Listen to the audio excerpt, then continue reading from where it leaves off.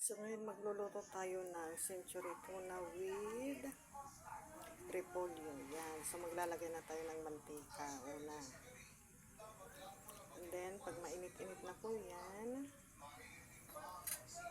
maglalagay po tayo ng sibuyas at saka bawang. Yan. Sibuyas at saka bawang. Yan. Haluin natin.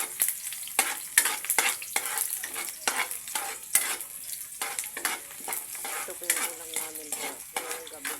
Walang ibang maisip na ulam. Hindi, gulay na lang muna.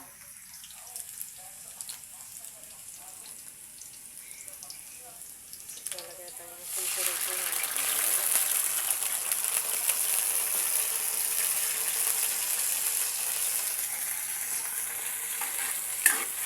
Haluin natin ng konti.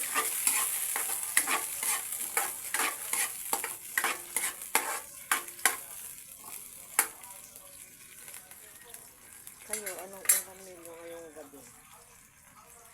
I-share naman po. Yan, so hintayin natin kumulo muna yung century tuna. Iginisa natin.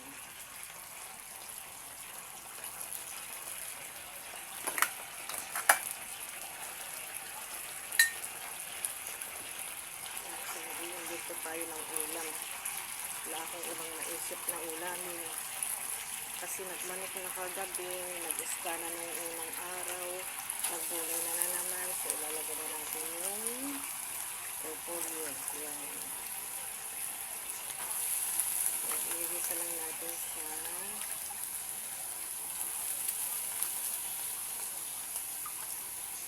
Mamaya to, ewan ko na lang kung hindi mauubos na naman ito. Mas maganda rin kasi yung alternate.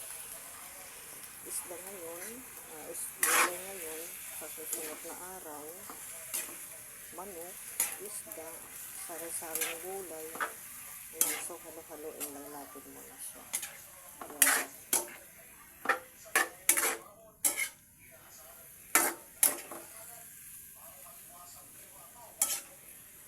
Ito, invento ko lang ito ha, para at least yung iba, yung short sa budget, yan, makakaisip din ng ganitong lulutuin. So at least masustansya na rin itong ulam na to kasi may gulay na, hayo pang isda. Yan, papakuluin lang natin siya ng konti. After ilang minutes, mga 2 minutes, yan, kumukulo na siya. So lalagyan natin siya ng kunting sabaw, kunting tubig lang, panluto lang yung gulay. Yan, isang basong tubig lang. Yan. Tapos hintay na rin po natin siya maluto.